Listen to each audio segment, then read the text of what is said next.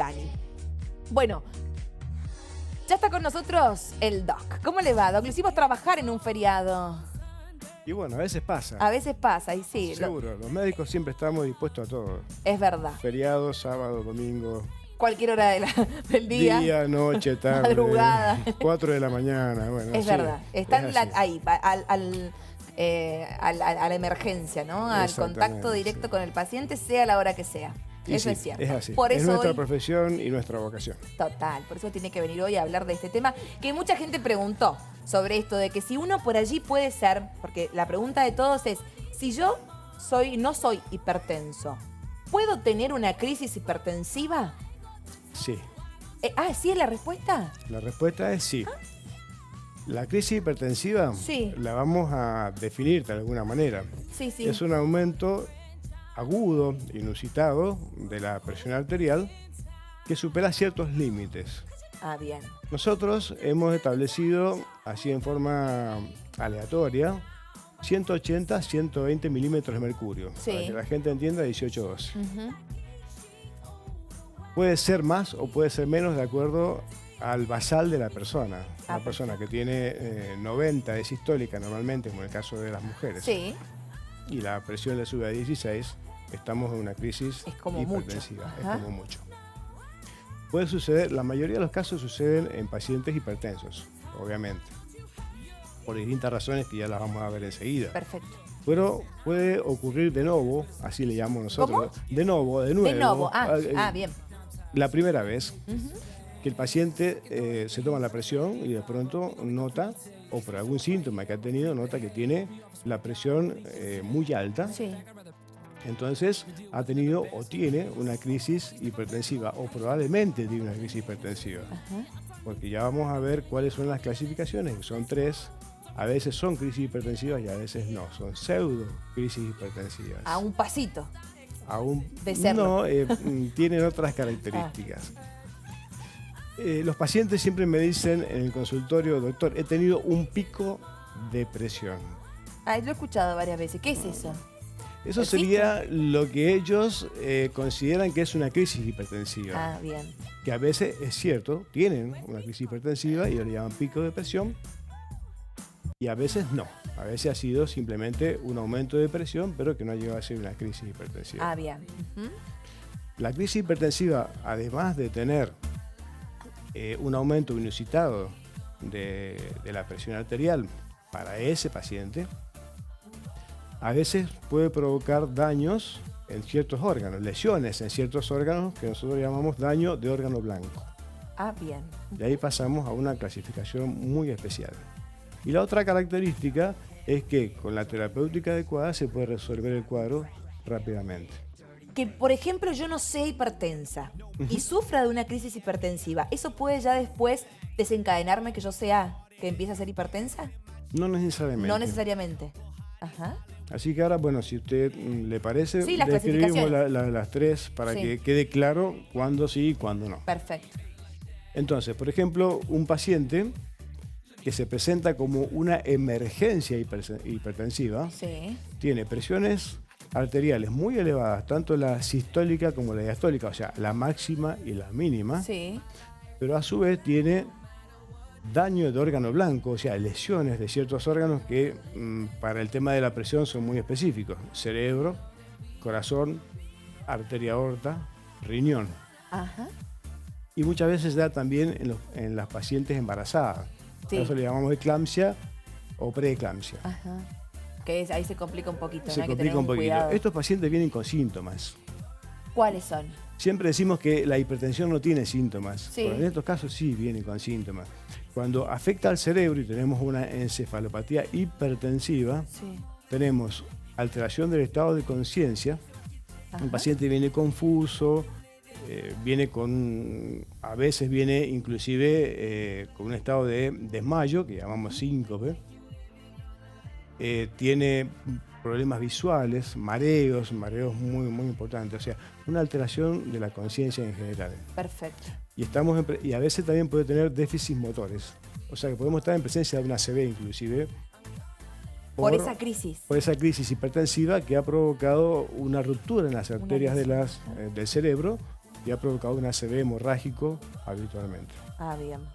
En el caso del daño que pueda provocar en el corazón, generalmente lo que sucede es una insuficiencia cardíaca aguda, un fallo cardíaco, Sí, sí, sí. que se manifiesta de distintas formas. La más frecuente es la falta de aire, que puede llevar a la insuficiencia cardíaca grave y a un edema agudo de pulmón. Ah, perfecto. Hay que hacer tratamientos de urgencia, de emergencia. Perfecto. Bien. Distintos órganos se pueden dañar, esos son los más frecuentes y las cosas que nosotros más frecuentemente encontramos cuando vienen con la emergencia En hipertensiva. esa primera clasificación. En esa primera clasificación, que quede claro que es emergencia hipertensiva y se trata generalmente en las unidades coronarias o en un medio hospitalario. Perfecto. Después tenemos la urgencia hipertensiva. Ajá. La urgencia hipertensiva, los valores de tensión arterial están tan altos como en la emergencia hipertensiva, pero por alguna razón el paciente no sufre lesiones de sus órganos. Bien. O sea, no hay lesión de órgano blanco. ¿Ah? De todos modos, el paciente siempre refiere algún síntoma como cefalea, algún estado confusional, mareos, pero son síntomas más difusos. Bien, eso es lo que tiene que llevar. Bueno, que muchas personas cuando empiezan a sentir eso, lo primero que hacen es relacionarlo con la presión. Con la presión, claro, Sí. la cefalea. Claro, Pero ahí exacto. tenemos la otra clasificación que ya la vemos enseguida. Sí. Pero estos pacientes que tienen esa urgencia hipertensiva refieren algunos síntomas difusos. Bien. Difusos o no bien definidos. Ujú. Nosotros los catalogamos y decimos, bueno, sí, puede estar en un principio de una emergencia, o sea, vamos Claro. pasando casi al otro escalón, pero Sí, sí, sí. no vemos lesión de órgano blanco, es decir, el paciente no tiene un ACV, no tiene una hemorragia cerebral, no tiene insuficiencia cardíaca, no tiene insuficiencia renal, no tiene una eclampsia, Bien. no tiene un problema en la aorta, que se esté lesionando la aorta y que tengamos un síndrome aórtico agudo, Sí, donde sí, la sí. lesión de la aorta y se rompe la aorta, obviamente. Es Estamos mortal, en manos de Dios. Es mortal, estamos en manos de Y Dios. los médicos que los guíen, sí. Entonces, en la urgencia, la lesión de los órganos no se produce. Pero hay que verla. Pero, por inmediatamente supuesto, también. hay que tratarla inmediatamente. Bien. Me voy a detener un segundo en eso. En la emergencia hipertensiva, cuando decíamos hay daño de órgano blanco Sí. o lesión de órganos, tenemos que hacer un tratamiento en el cual hay que bajar la presión un 20%. Ujú. Aproximadamente 20-25% de la presión que tiene el paciente. Nosotros medimos una presión que se llama la presión arterial media. No tiene importancia para el paciente, pero, o sea, para las personas que nos están Sí, viendo. eso es lo que realiza el médico una lo vez que que hacemos el que cálculo acuden a y usted. reducimos el 25%. Bien. A partir de ahí nos tomamos 2 días para terminar de regular la presión. Perfecto. Y ahora Bien. voy a explicar por qué en el siguiente. A ver. Cuando tenemos la urgencia hipertensiva, cuando no hay lesión de los órganos, nos tomamos 48 horas, 72 horas para disminuir la presión en forma gradual. Claro, de a poco. Porque algo que no hay que hacer, y esto que puede servir también para el paciente que está en su casa y que a veces tiene la presión levemente elevada, Ujú. y se desesperan por bajar la presión a niveles normales. Eso no se debe Eso hacer. es lo que no debemos hacer. Lo que no debemos hacer. Bueno, en el caso, volviendo al caso de la urgencia hipertensiva, nos tomamos 48 horas para regular la presión en forma gradual. Claro. Por eso uno en casa no tiene que hacer todos estos métodos que por allí a veces son mitos y a veces encima es contraproducente aquellas precauciones o aquellas, a ver, no se me salen, pero no me sale la palabra, aquellas medidas que tomamos a veces para bajarnos la presión, a veces no son las correctas. No son las todo correctas, porque un lo paciente contrario. puede tener una urgencia hipertensiva en su domicilio Claro. y hacer un tratamiento por sí mismo. Entonces, lo que intentan es llevar una presión, supongamos, de 190, 120 de presión, o sea, 19-12, para que quede claro, a un valor normal, supongamos a 13-8, o sea, 130-80 milímetros Claro. de mercurio. Eso es totalmente dañino para el cerebro y para el resto de los órganos, Ah, bien. porque hay una autorregulación que hace el cerebro para tratar de evitar el daño y pasar a la emergencia. Entonces, si yo bajo la presión en forma rápida, rápida, como lo haría un paciente que quiere ya solucionar el tema. Quiere ya solucionar el tema, se está haciendo más daño que beneficio. Perfecto. Entonces, por eso tiene que consultar al profesional y el profesional lo tiene que orientar para que esa presión vaya disminuyendo de forma gradual, por lo menos en 48 horas. Doc, bueno... Quedó claro que esa es la urgencia. Esa es la urgencia. Ahora, bueno, si quiere pasamos a la otra primero y después nos dice qué es lo que usted nota que muchas personas hacen para bajar de repente o rápidamente la presión que no está bien. Siempre me encanta remarcarlo porque la gente, por allí lo escuchás, por ahí no lo escuchás, por ahí te olvidás, por ahí no sabes si está bien, si está mal. Algunos te dicen que está bien, otros te dicen que no. Entonces estaría bueno desmitificar algunas cosas que por allí se hacen y son totalmente contraproducentes para la salud, ¿no? Para esta pregunta que me estás haciendo es muy interesante. Me gustaría dar la última clasificación porque... Sí, por eso le digo, damos la última y después explique que... Porque esta última clasificación es la que más vemos en el consultorio y a veces en las guardias también, que sería la pseudocrisis hipertensiva. O sea, un paciente que se controla la presión y tiene la presión alta, pero lo ha correlacionado con algún síntoma, por ejemplo, una cefalea intensa. En este caso, muchas veces sucede que la cefalea provoca el aumento de presión. Porque en este caso, la hipertensión o la pseudocrisis hipertensiva, lo que llamamos pico de presión, lo que el paciente llama pico de presión, está causado por un estímulo que puede ser físico o emocional. Eso le iba a preguntar, ¿cuánto juega lo emocional? Lo emocional juega tanto como lo físico.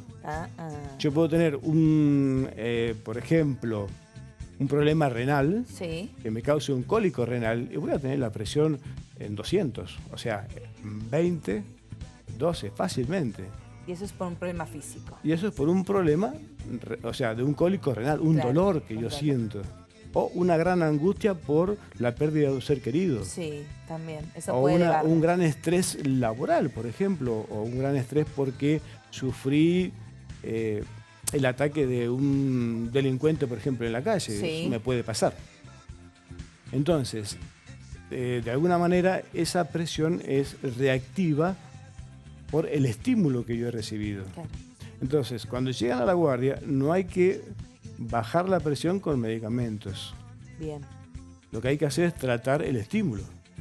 Le calmo el dolor, la cefalea, el dolor del cólico renal, o si tiene un problema de ansiedad, de angustia, intentamos tratar esa angustia con medicación, lo tranquilizamos, lo sedamos un poquito y la presión disminuye.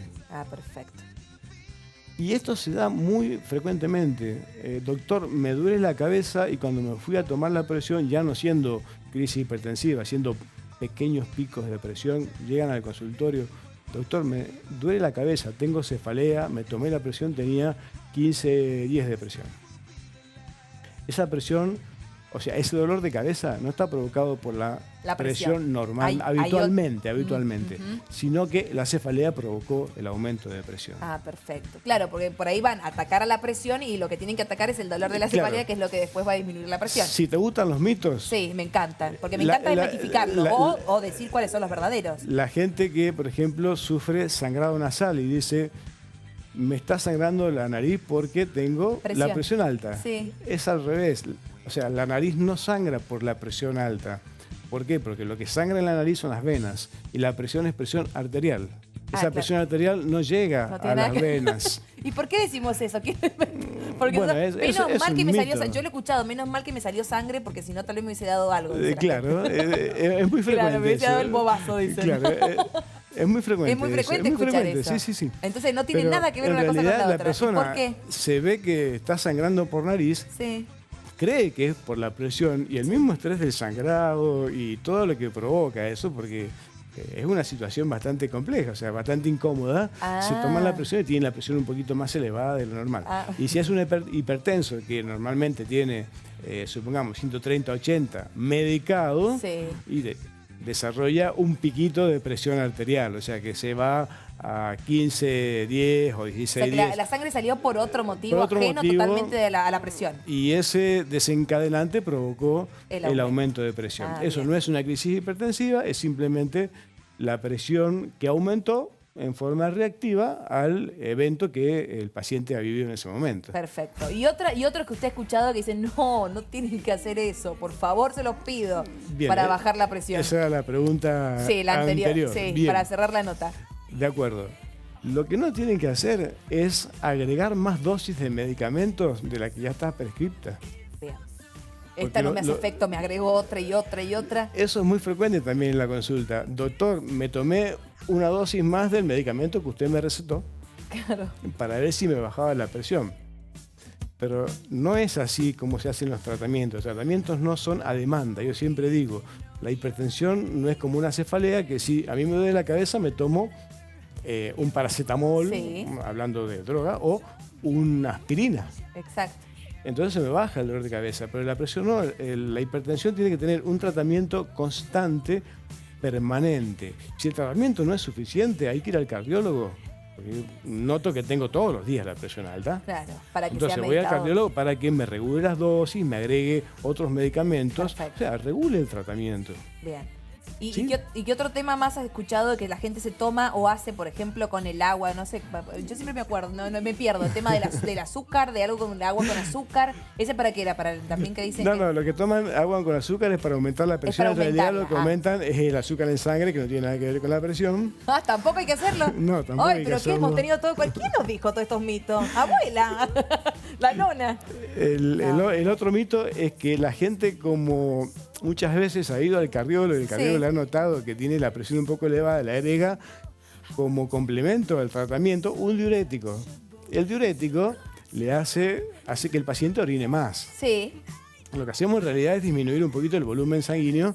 Entonces, obviamente, hay menos sangre, o sea, no menos sangre, pero menos contenido en el continente. ah, bien. ¿Se entiende? Sí. Menos contenido de sangre en el continente que la arteria. Sí. Para decirlo de una forma muy simple y que la gente lo entienda, hay otros factores. Entonces, el diurético ayuda a bajar la presión. Pero la gente dice, bueno, el diurético me hace orinar más. Entonces, la conclusión de la gente es, si tomo más agua, orino más, me va a bajar la presión. Perfecto. En realidad, lo que estamos haciendo es ingresar más agua a la sangre, por lo tanto, me aumenta la presión.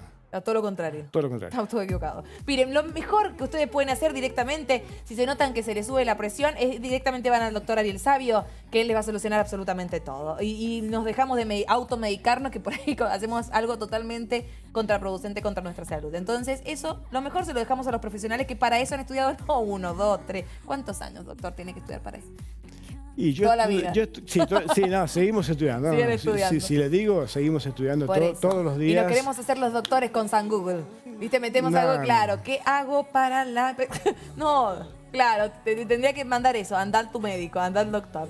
Bueno, Doc, ¿dónde lo encontramos a usted? Porque la gente siempre me llama y me dice, ¿por qué el doctor nunca dice? Porque siempre lo ponemos en el graph. Pero dígalo usted, la gente lo quiere escuchar. Bueno, el centro médico que yo dirijo está en la calle Teniente Primero Ibáñez 52 de Godoy Cruz. Y el teléfono siempre sale en pantalla, es 458-2171, por si quieren llamar para sacar turnos. Y Me encantó. para asistir Obvio. Y para hacerse los chequeos necesarios. Como hacemos el análisis de Exacto. sangre todos los años para ver cómo estamos, el estudio cardiológico, ¿está bien dicho? los estudios cardiológicos o el estudio. O el estudio, depende. pero hay que depende. hacerlo, hay que Primero hay que hacer hacerlo la siempre. consulta. Ujú. Nunca saltearse la relación médico-paciente.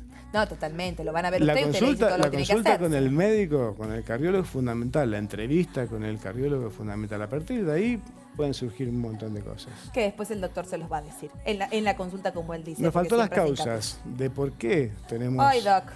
Pero si no tenemos tiempo, lo dejamos para el pero próximo lo dejamos programa. para el próximo Pero programa, por porque la supuesto. gente siempre, más o menos estuvimos hablando de distintas, también del tema emocional, que pueden también eso de disparar, el tema también físico, que por allí podemos tener alguna Le digo la irregularidad. causa fundamental Sí. en 2 palabras. El abandono del tratamiento es la causa fundamental de las crisis hipertensivas. Nos empezamos a sentir bien, Abandono dejamos del el tratamiento. tratamiento no significa solamente dejar de tomar la medicación, sino dejar las otras medidas. Por ejemplo, empezar a comer con sal cuando nos han restringido la sal de sodio, Sí, o dejar de hacer actividad física cuando nos han prescripto hacer actividad hacer física. actividad física.